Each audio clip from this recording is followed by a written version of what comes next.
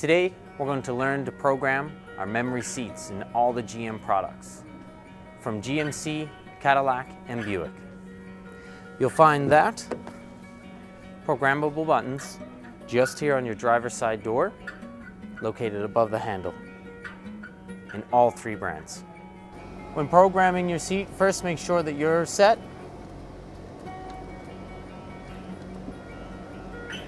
And like so, you'll reach out, pressing both set and one at the same time. This is for a primary driver. And you'll hear a double tap and is now set. For your easy exit options, you'll adjust your seat to where you want it to be for your easy exit option, like so. And you will press and hold set and the easy exit option on your door. You hear that double tap. To set your primary, you'll hold one. To set your easy exit option, you'll hold easy exit. You successfully programmed your memory seating.